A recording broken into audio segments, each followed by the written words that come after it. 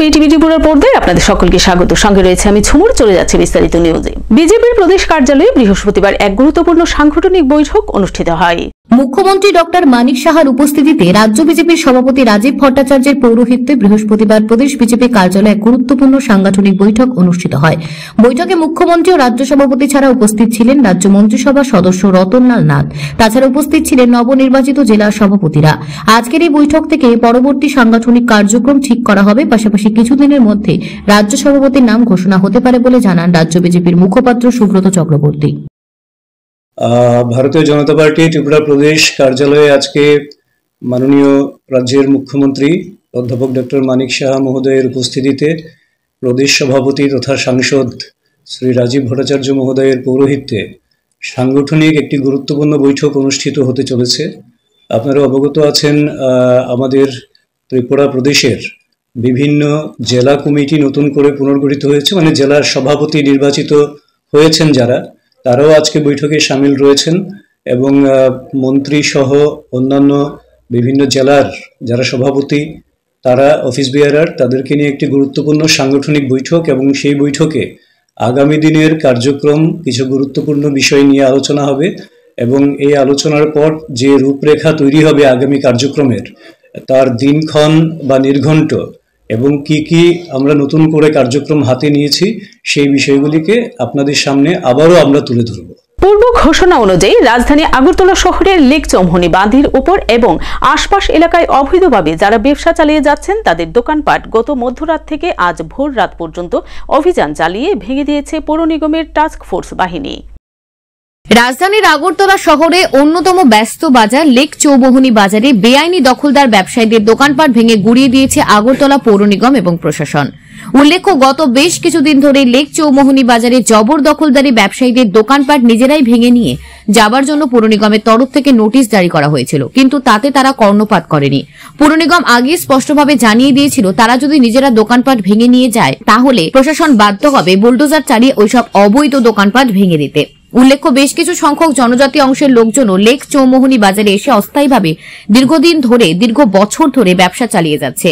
গত মধ্যরাত থেকে অভিযান চালিয়ে সমস্ত দোকানপাট ভেঙে দেওয়ায় প্রায় 500 ক্ষুদ্র ব্যবসায়ী অসহায় হয়ে পড়েছে। তারা পৌর নিগম কর্তৃপক্ষের কাছে দাবি জানিয়েছেন তাদের জন্য বিকল্প পুনর্বাসনের ব্যবস্থা করার জন্য। প্রশাসন অবশ্য এ ব্যাপারে এখনো পর্যন্ত তাদেরকে কোনো ধরনের প্রতিশ্রুতি দেয়নি। ফলে প্রায় 500 ক্ষুদ্র ব্যবসায়ীর জীবন জীবিকা প্রশ্নের মুখে এসে দাঁড়িয়েছে। 30 বছর পর্যন্ত কলা বেশি অবস্থা এখন খারাপ, সব মাল পচা আছে ঘরের ভিতরে। কি করবো কিছু করবো না, সরকার পরিবর্তন না, আমরা কিছু না ইয়ে করে আমরা আরেকটা কোনখানে একটু জায়গাটা দিলে পরে দিয়ে ভালো। 60 বছর আমার বাবার দোষ, আমার বাবা করে গেছেন, আমি আর এত বছর কোনো গায়ে লাগাইছি না, বুঝলেন না। বাবা করছে না, আমি ওর গায়ে আর বিজেপি গভর্নমেন্ট করছি এত বছর আগে নতুন লাগা করছে, সিপিএম গভর্নমেন্ট কংগ্রেস গভর্নমেন্ট দ্বন্দ্ব করছে, কোন সময় মিউনিসিপ্যালিটি আমাদের তাই করছে না। 50 বছরের তাহলে তো অসুস্থ মানুষ, তাহলে তো পাউলিয়া চলতে পারে না। অসুস্থ মানুষ, আমিও অসুস্থ। বিশেষ কথা আমরা তো অ্যাকচুয়ালি সরকার জায়গাতে থাকি, কিন্তু বিকল্প না নিয়ে সেটা ভাঙে গেছে আর কি। ব্রাউন সুগার সহ গ্রেফতার এক নেশা কারবারি, ঘটনা বামুটিয়ায়। লেফুঙ্গা থানার বামুটিয়া পুলিশ ফাঁড়ি নেশা বিরোধী অভিযানে ব্রাউন সুগার সহ এক কুখ্যাত নেশা কারবারিকে গ্রেপ্তার করতে সক্ষম হয়। বামুটিয়া পুলিশ ফাঁড়ির অন্তর্গত রাঙ্গুটিয়া গ্রামের দক্ষিণ রাঙ্গুটিয়া এলাকা থেকে নেশা কারবারিদের আটক করা হয়। অভিযানে নেতৃত্বে ছিলেন লেফুঙ্গা থানার ওসি সহদেব দাস, বামুটিয়া ফাঁড়ির ওসি অ্যান্থনি জামাতিয়া সহ বিশাল পুলিশ বাহিনী। সিভিল ইউনিফর্মে সিংহাম স্টাইলে কাদা জমি মারিয়ে বামুটিয়ার কুখ্যাত নেশা কারবারি উত্তম বিশ্বাসকে ধাওয়া করে কবজায় তুলতে সক্ষম হন বামুটিয়া ফাঁড়ির ওসি অ্যান্থনি জামাতিয়া। পরবর্তী সময় অভিযান নিয়ে লেফুঙ্গা থানার ওসি সহদেব দাস সংবাদ মাধ্যমের মুখোমুখি হয়ে জানান, গোপন সংবাদের ভিত্তিতে ওঁত পেতে বসেছিল 11.21 গ্রাম ব্রাউন সুগার সহ নেশা কারবারি উত্তম বিশ্বাসকে গ্রেপ্তার করতে সক্ষম হয়। তাকে তল্লাশি চালিয়ে ব্রাউন সুগার উদ্ধার হয়। তার বিরুদ্ধে এনডিপিএস আইন অনুযায়ী নির্দিষ্ট ধারা মামলা নিয়ে তদন্ত শুরু করেছে। আমাদের কাছে একটা সিক্রেট ইনফরমেশন আসে যে রাঙ্গুটিয়াতে একটা লোক ব্রাউন সুগার অবৈধভাবে নিয়ে বিজনেস করছে। তখন এই খবরটা আমরা পেয়ে ওইখানে আমরা ওই রাঙ্গুটিয়া একটা পাড়ার মধ্যে উৎপত্তি বসি এবং কিছুক্ষণ পরে ওই লোকটি আসে এবং ওই লোকটিকে আমরা সার্চ করে তার কাছ থেকে ব্রাউন সুগার পাই।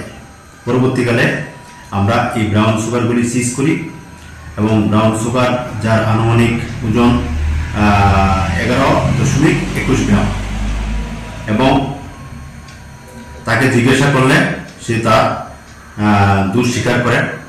তখন এই এনডিপিএস আইটেমগুলি আমরা বাজেয়াপ্ত করে এবং তাকে অ্যারেস্ট করি এবং তার বিরুদ্ধে এনডিপিএস আইন অনুসারে স্পেসিফিক কেস রেজিস্টার হবে এবং তাকে